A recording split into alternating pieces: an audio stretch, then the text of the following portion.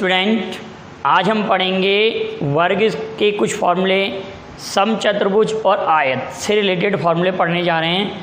तो अभी हम स्क्वायर या वर्ग में क्या पढ़ रहे थे, यदि कोई वर्ग है, यदि कि स्क्वायर है, ठीक है, इस स्क्वायर में हमने ये पढ़ा था कि इस स्क्वायर का कोई अंतःवृत्त है, अंतःवृत्त इन सर्कल अगर है इसके अंदर, तो इस वर्ग के अंदर कोई अंतःवृत्त अगर है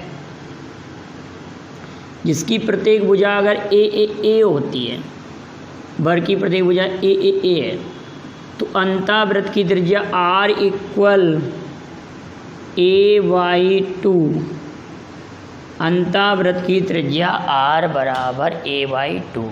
क्लियर। अगर हम ऐसा करें कि इसी वर्ग के परिवृत्त बनाएं, ये हमने परिवृत्त बना दिया वर्ग के, क्या बनाया, वर्ग के परिवृत्त, परिवृत्त माने ये वर्ग है, इसकी प्रत्येक भुजा ए होना चाहिए और इसकी हमने परिवृत्त बना दिया। तो परिवृत्त की त्रिज्या कैपिटल R अगर हम फाइंड करेंगे R, तो आपको पता है कि ये विकर्ण की आधी होती है, विकर्ण a√2 की हाफ होती है।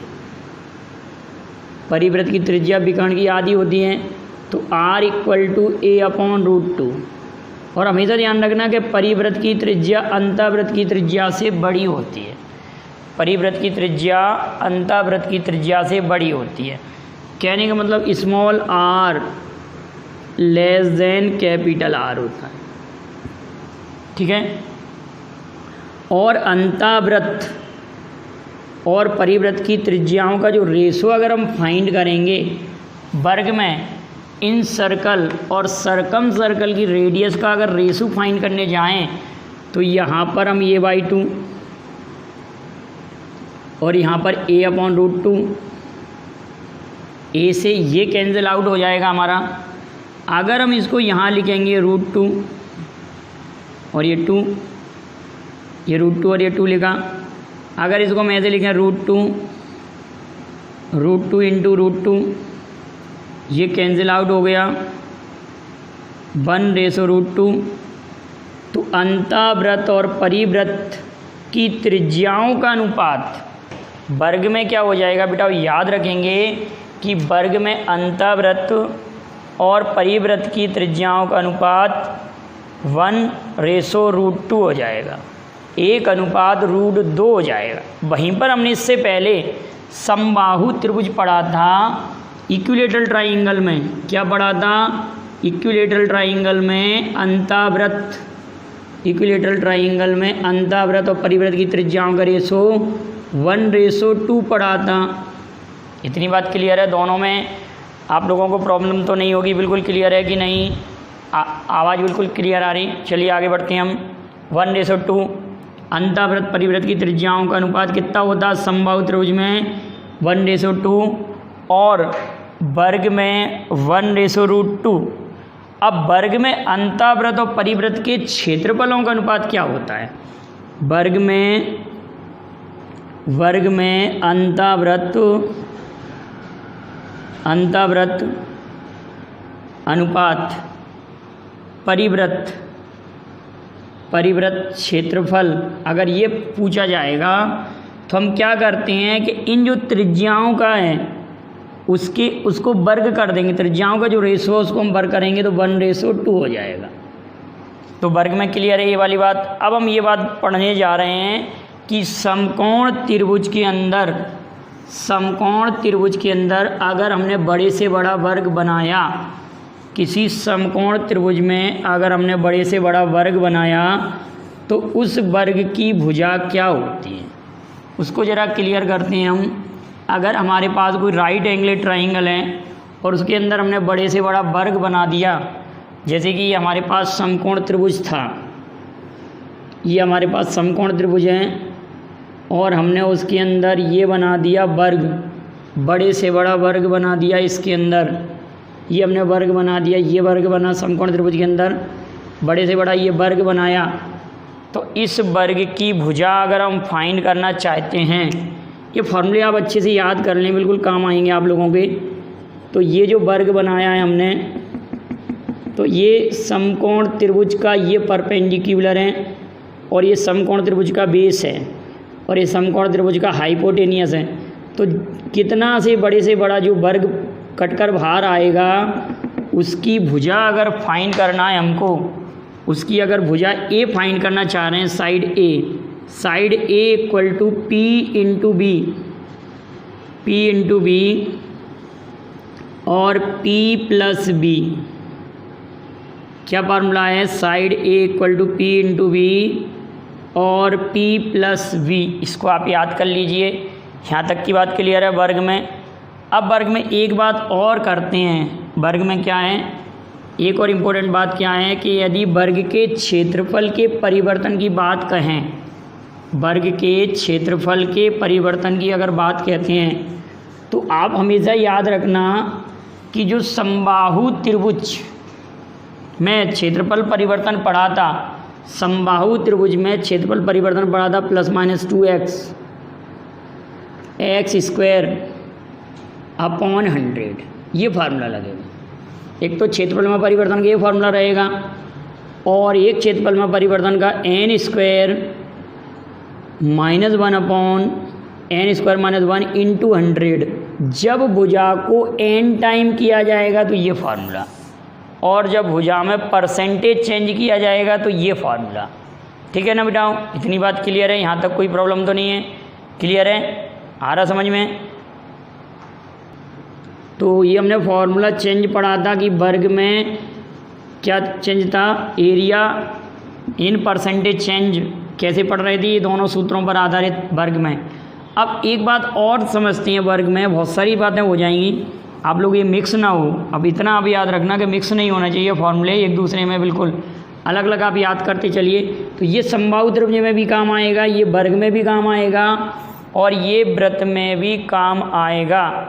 चेंज इन एरिया, क्षेत्रफल में परिवर्तन, ये वर्ग में भी काम आ रहा है, समबाहु त्रिभुज में भी काम आ रहा है, वृत्त में भी बिल्कुल यूज होगा और समचतुर्भुज में भी यूज हो जाएगा। अगर हम समचतुर्भुज पढ़ेंगे तो समचतुर्भुज में भी यूज हो जाएगा। क्लियर है इतनी बात?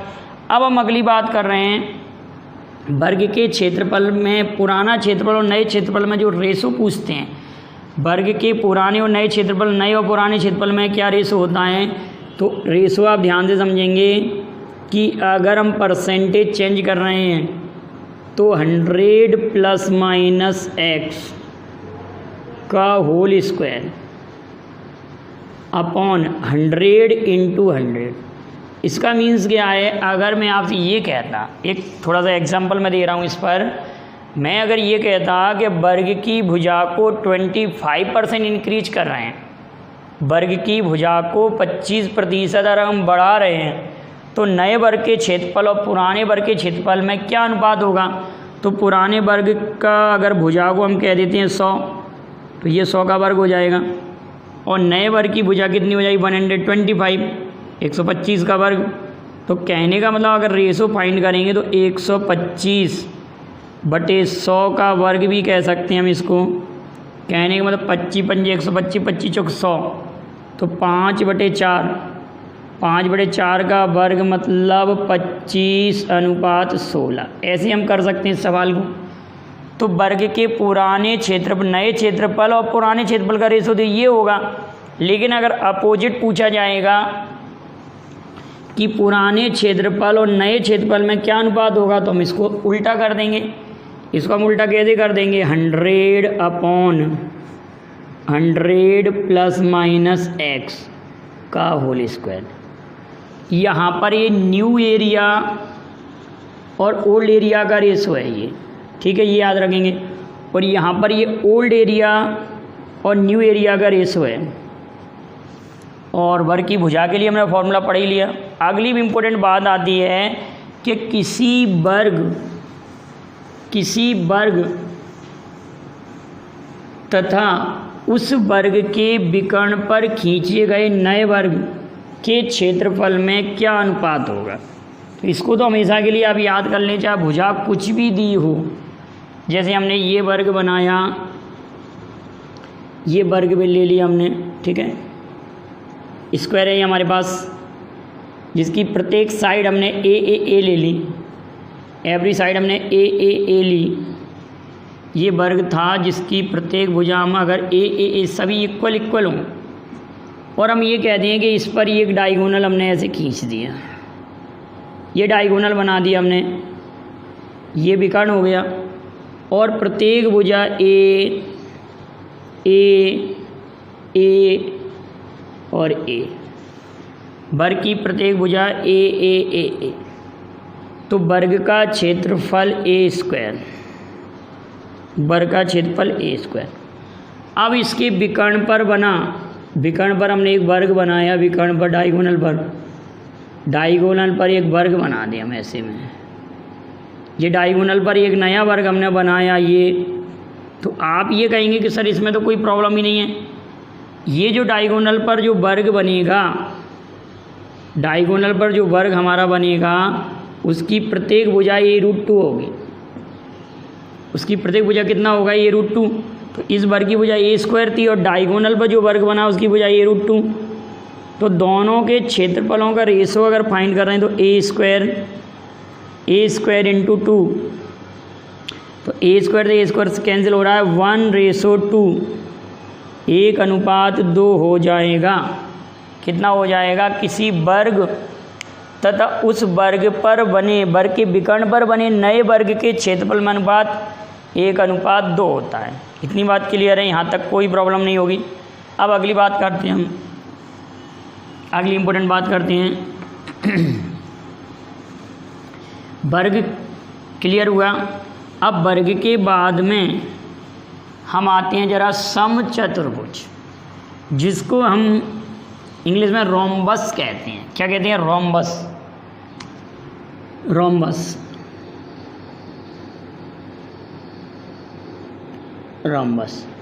या समचतुर्भुज, रोम्बस या समचतुर्भुज।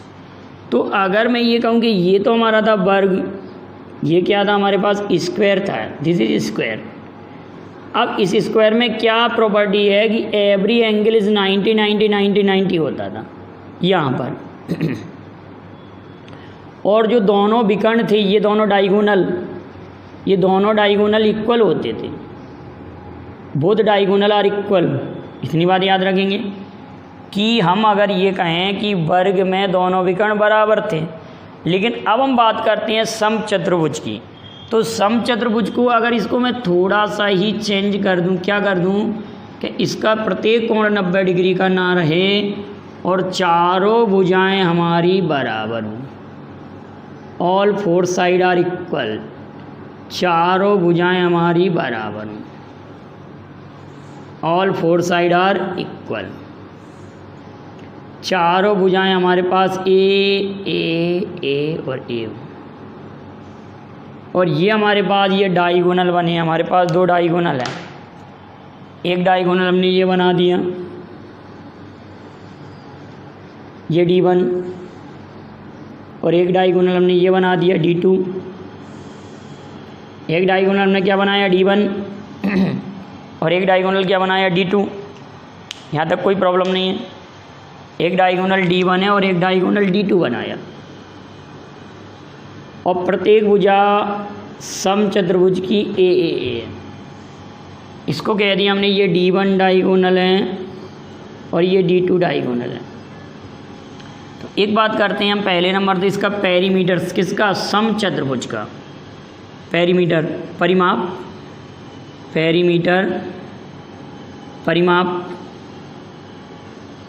आप कह देंगे परिमाप तो सर 4 ही होगा, a + a 4 हो जाएगा। अब इसकी भुजा की बात करते हैं, क्षेत्रफल की बात करने जाए हम, एरिया या क्षेत्रफल बराबर 1/2 first diagonal into second diagonal, 1/2 पहला विकर्ण इंटू दूसरा विकर्ण। क्लियर है इतनी बात? ये इसका क्षेत्रफल हो गया। इतनी बात यहाँ तक एक, और ये दो बात क्लियर।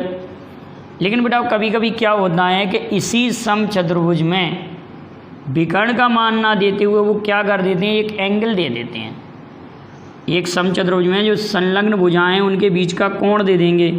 यदि आपने ये समचतुर्भुज बनाया और फॉर एग्जांपल आपके लिए ये कोण दे दिया, ये कोण, ठीक है, तो इसमें फिर हम फॉर्मूला लगा देंगे ए और ए, मतलब एक सूत्र लगा देते हैं 1/2 a² sin थीटा। फिर हम ये वाला फॉर्मूला भी यूज कर लेते हैं इसमें, ठीक है ना, इस प्रकार से, ठीक है। इस फॉर्मूले को भी यूज कर लेंगे कभी कभार, तो आप इसको नहीं, इसको आप ध्यान दीजिए नहीं, ज़्यादा बहुत कम आता इस पर। आप तो यही याद रखना कि समचतुर्भुज रोम्बस में एरिया का सूत्र 1/2 d1 × d2, और ये 4a आपका क्या हो जाएगा, पेरीमीटर। अब अगली इम्पोर्टेंट क्या बात आ रही है कि कभी कभार क्या होता है कि आपको दोनों डायगोनल दिए होते हैं और आपसे साइड पूछते हैं, भुजा का मान पूछते हैं, तो a बराबर d1/2 का होल स्क्वायर d2/2 का होल स्क्वायर, ये फॉर्मूला बनता है। अगर इसको मैं थोड़ा सा आगे सॉल्व करूं तो ये इसको ऐसे कह सकते हैं a² d1² 4 और ये d2² 4, या इसको ही हम ऐसे कह देंगे दूसरे प्रकार से कि 4a² equal d1² plus d2², ऐसे भी कह सकते हैं। अगर हमारे पास दोनों डायगोनल दिए हों और हमको साइड निकालना हो तो 4a² d1 का वर्ग प्लस d2 का वर्ग, ये फॉर्मूला आप याद रख सकते हैं, या साइड की वैल्यू हम इससे भी फाइंड कर सकते हैं। एक और टाइप था हमारे पास, इसको हम ऐसे भी कर सकते हैं, देखिए किस प्रकार से, कि साइड a इक्वल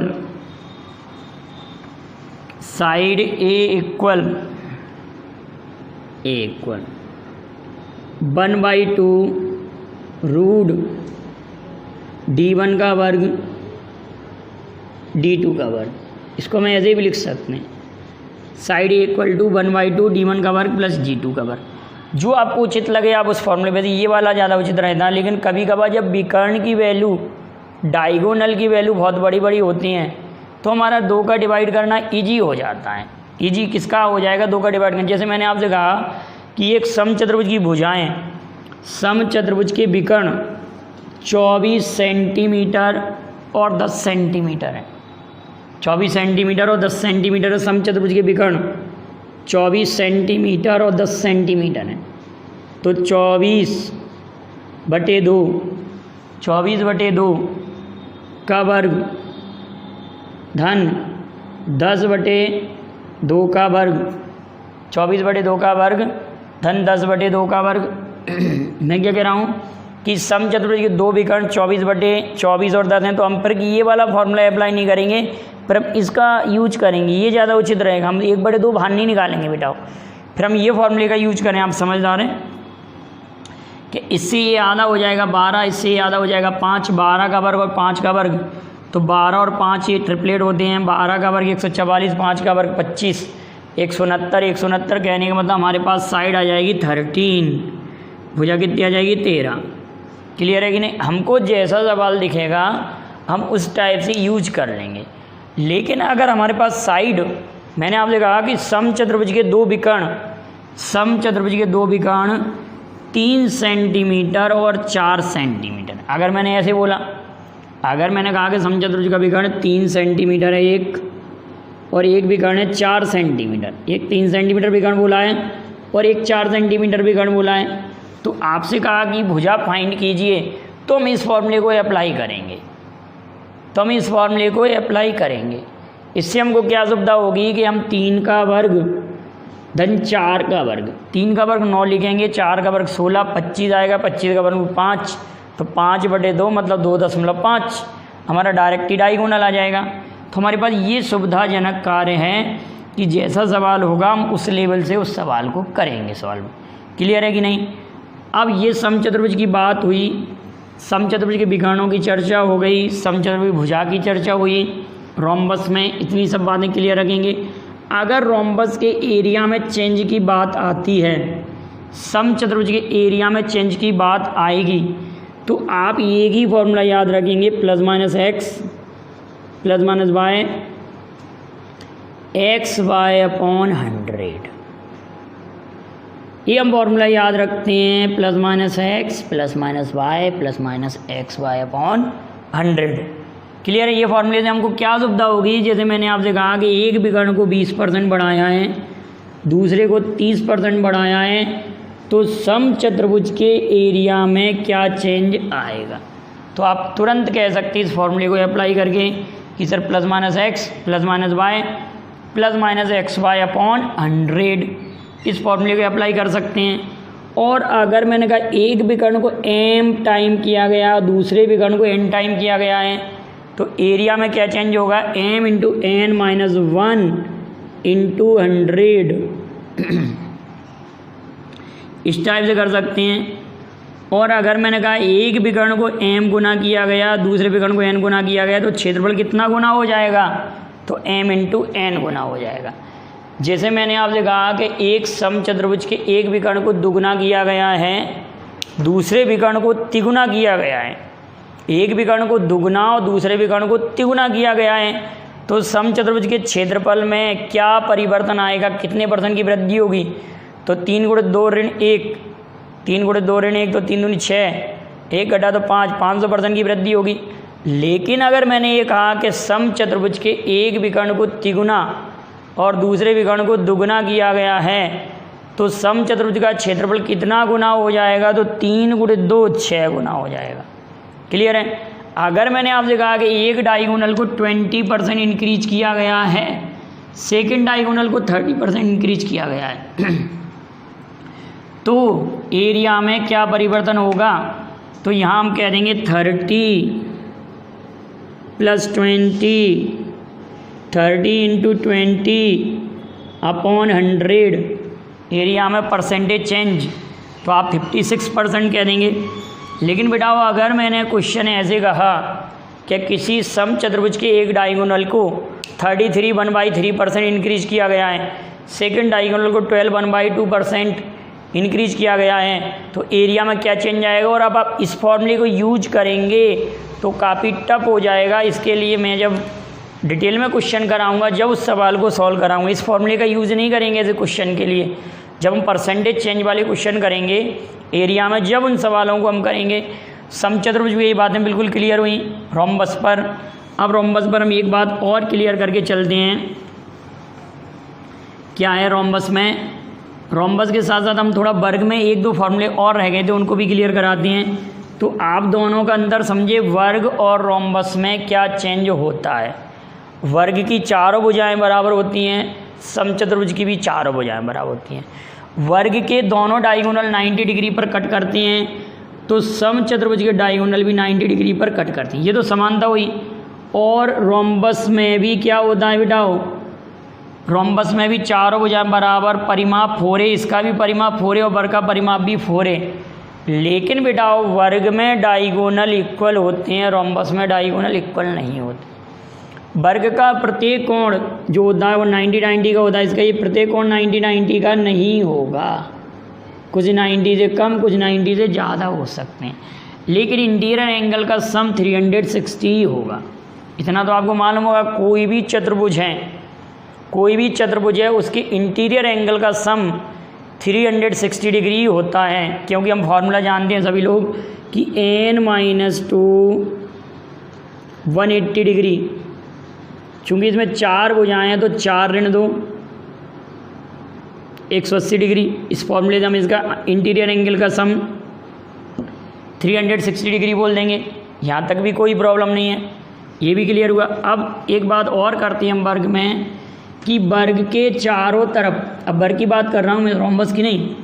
वर्ग में अगर हमने ये बात नहीं की थी कि सड़कें जो डाली गई हैं वर्ग के चारों ओर, अगर हमने ये सड़कें डाली, ये वर्ग बनाया था हमने, ये वर्ग, ये जो वर्ग बनाया था, और इस वर्ग में अगर हमने चारों ओर सड़कें डाल दी चारों तरफ, ये भुजा ए और ए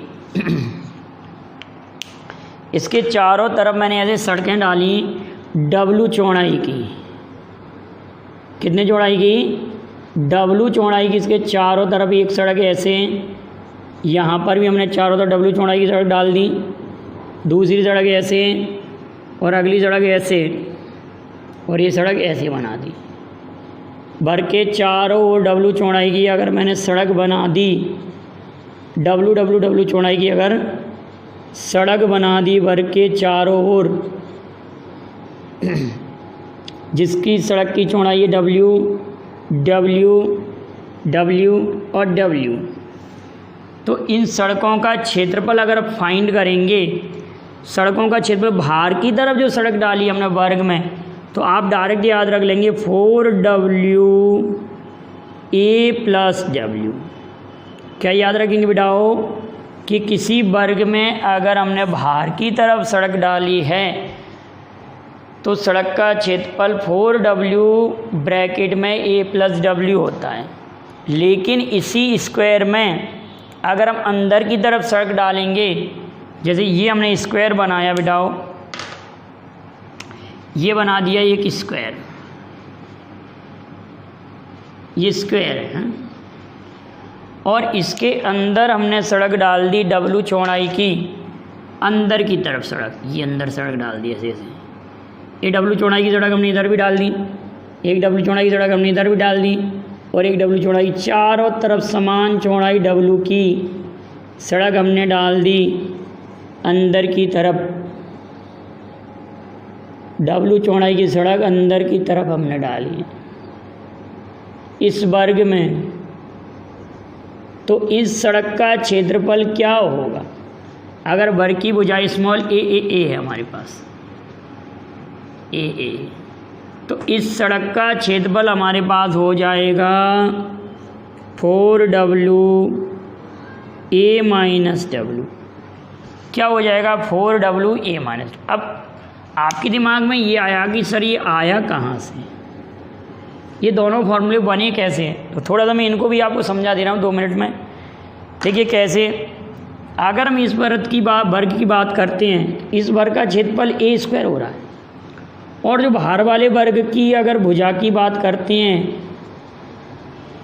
ये वाली भुजा तो ये है, और ये बाहर वाली जो भुजा हो जाएगी वो A प्लस 2W हो जाएगी। A प्लस 2W के वर्ग में से, माने बाहर वाले ये वर्ग में से, इतना पूरे वर्ग में से ये अंदर वाले वर्ग का क्षेत्रफल घटाएंगे, A स्क्वायर सब्ट्रैक्ट करेंगे। अगर आप इसको सॉल्व करेंगे तो यही आएगा। देखो हम सॉल्व करके देखते हैं इसको अगर सॉल्व करें, A धन B वाला फॉर्मूला लगा दें डायरेक्ट ही, A धन V और A ऋण V। तो पहले मैं A ऋण B लगा लूँ तो कोई आपत्ति नहीं होगी, कोई प्रॉब्लम नहीं है। पहले हम A ऋण B लगा सकते हैं, A ऋण B से A से A कट जाएगा, 2W आ जाएगा, और A धन B में A plus 2W plus A, तो A और A 2A, तो ये हो जाएगा हमारे पास 2A प्लस 2W, तो 4W A प्लस W, हमारे पास वही आंसर आया। तो कभी क्वेश्चन अगर हमको ऐसे मिले, ऐसे भी ना हो, क्वेश्चन और सिंपल प्रकार से होता है, तो हम डायरेक्ट ही हम A प्लस B डायरेक्ट ये वाला फॉर्मूला भी यूज कर सकते हैं। जैसे मुझसे ये कहा गया कि एक वर्ग है, एक वर्ग है जिसकी प्रत्येक भुजा 12 सेंटीमीटर है। क्या कहा कि एक वर्ग है जिसकी प्रत्येक भुजा 12 सेंटीमीटर है, ये 12 मीटर कह दिया। चलिए इसके चारों ओर 0.5 मीटर चौड़ी पट्टी लगाई गई है या सड़क डाली गई है, तो उस सड़क का क्षेत्रफल क्या होगा? तो हम क्या करेंगे, 0.5 मीटर को दोनों साइड जोड़ेंगे, तो वो कितना हो जाएगा 13। तो 13 के वर्ग में से हम 12 का वर्ग अगर घटा देंगे तो भी तो सड़क का क्षेत्रफल आएगा। तो A धन B ऋण B करेंगे तो 25। हम डायरेक्ट भी तो आंसर कह सकते हैं, इसमें फॉर्मूले में अप्लाई करने की ज़रूरत ही नहीं थी हमको, इस फॉर्मूले में अप्लाई करने की ज़रूरत ही नहीं थी। हम यहाँ पर भी हम वैल्यू रखते तो भी हमारा सड़क का क्षेत्रफल 25 ही आता।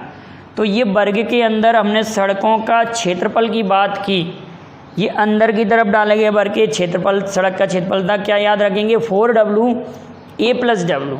बाहर की तरफ सड़क है ये आउटसाइड, और ये सड़क थी इनसाइड, अंदर की तरफ सड़क थी 4W ये माइनस W।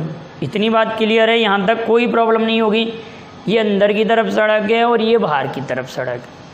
अब एक बार क्वेश्चन ऐसे आया था कि अंदर की तरफ सड़क डाली है और बाहर की तरफ सड़क डाली है, उनके क्षेत्रफलों में क्या रेशो होता है। अगर वही सड़क अंदर डाली है, वही सड़क हमने बाहर डाली है, तो उनके क्षेत्रफलों में क्या रेशो होगा। तो 4W से 4W कैंसिल आ जाएगा। ये बाहर की तरफ सड़क और ये अंदर की तरफ सड़क के क्षेत्रफल का अनुपात A+W A-W। इस सड़कों के क्षेत्रफलों का अनुपात भी आ गया हमारे पास और सड़कों का क्षेत्रफल भी हमारे पास बन गया। इतनी बातें क्लियर हैं। अब अगली इम्पोर्टेंट बात आती है कि वर्ग के अंदर अगर दो सड़कें डाली गई हैं, वर्ग के अंदर दो सड़कें डाली गई हैं समकोण पर काटती हुई, दो सड़कें डाली गई हैं तो उनका क्षेत्रफल भी पढ़ेंगे। लेकिन उससे पहले आप लोगों के लिए पिछले वीडियो में एक मैंने क्वेश्चन पूछा था। क्या क्वेश्चन पूछा था आपको याद होगा कि यदि किसी त्रिभुज की मध्यिकाएँ 9 सेंटीमीटर 12 सेंटीमीटर और 15 सेंटीमीटर हैं, किसी त्रिभुज की मध्यिकाएँ 9 सेंटीमीटर 12 सेंटीमीटर और 15 सेंटीमीटर हैं, तो उस त्रिभुज का क्षेत्रफल क्या होगा। These are not sides, these are medians. ये भुजाएं नहीं हैं, ये मध्यिकाओं की लंबाई है। तो आप याद करें मैंने क्या फॉर्मूला बताया था। अगर आपने पिछला वीडियो देखा होगा तो मैंने ये कहा था अगर हमारे पास मीडियंस दिए हैं, कुछ बच्चों ने कमेंट भी किया था, मेरे व्हाट्सअप नंबर पर भेजा भी था ये वाली बात। तो आप लोग क्या कह रहे थे कि सर इसके लिए हमारे पास सिंपल फार्मूला क्या था, मैंने आपको लिखाया था और कुछ लोगों ने आंसर भी सही करके भेजा था। 4/3 और ये लिखा था S dash minus X, S dash minus Y, S dash minus Z। अब डैश ना लगाएं कोई प्रॉब्लम नहीं है। यहाँ पर S का मीन्स क्या है कि जो मीडियंस थी उनका सम, S का मीन्स क्या है जो मीडियंस है उनके सम का हाफ। तो अगर हम इन सब को ऐड करेंगे तो ये तो हो रहा है 11 11 धन 15, ये कितना हो रहा है 21 21 प्लस 15 36 हो रहा है, ये 36 हो रहा है। हमने देखा कि इन सब को अगर हम जोड़ रहे हैं तो ये हो रहा है 21 धन 15, तो टोटल हो रहा है 36 36/2 अगर हम करेंगे तो ये हो रहा है 18। S की वैल्यू हमारे पास 18 हो रही है। अब ये सब वैल्यू मैं यहाँ पुट करूँगा एरिया फाइंड करने के लिए। जब मीडियंस दिए हो 4/3, S की वैल्यू हमने लिखा 18 माइनस 9 तो 9 रहेगा, 18 माइनस 9 तो 9, 18 माइनस 12 तो 6 और 18 माइनस 15 तो 3 हो जाएगा। अब हम इसको ब्रेक करते हैं ज़रा।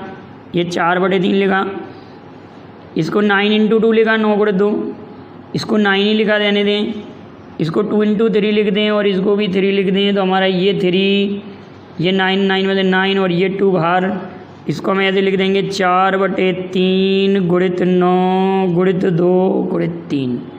ये कटा हमारा 3 से 3। हमने कहा कि 9 चौक 36, 36 दूनी 72 वर्ग सेंटीमीटर। तो उस त्रिभुज का क्षेत्रफल कितना आया था 72 वर्ग सेंटीमीटर। ये मैंने आपसे कमेंट में क्वेश्चन का जवाब पूछा था, कई लोगों ने ये जवाब भेजा भी था। तो ये जब मध्यिका दी होती हैं तो यहाँ पर 4/3 आ जाता है। अगर भुजाएं दी होती हैं, अगर हमारे पास साइड दी होती हैं, भुजाएं होती हैं, तो फिर हम ऐसे नहीं करते, तो हम यहाँ पर ये नहीं लिखते, हेरोन्स फार्मूले का यूज करते हैं। जब हमारे पास मध्यिका दी हो तो त्रिभुज का क्षेत्रफल निकालना ये आसान होता है इस मेथड से। तो नेक्स्ट वीडियो में अगले फॉर्मूले लेकर आऊँगा और आप इस वीडियो को अगर आपको पसंद आया हो तो आप लाइक कीजिए और शेयर कीजिए मित्रों में। और अगला वीडियो भी मैं आपको फॉर्मूलों के लिए लेकर आऊँगा, उसको भी तैयार कीजिए और बढ़िया नोट्स बना लीजिए इनको बहुत अच्छे से, बहुत अच्छे प्रकार से आप नोट्स बना लें। और जितने भी फॉर्मूले कहाँ पर किसका यूज हो रहा है आप उसको भी समझ लें। तो लाइक शेयर कीजिए। Thank you very much. जय हिंद, जय भारत।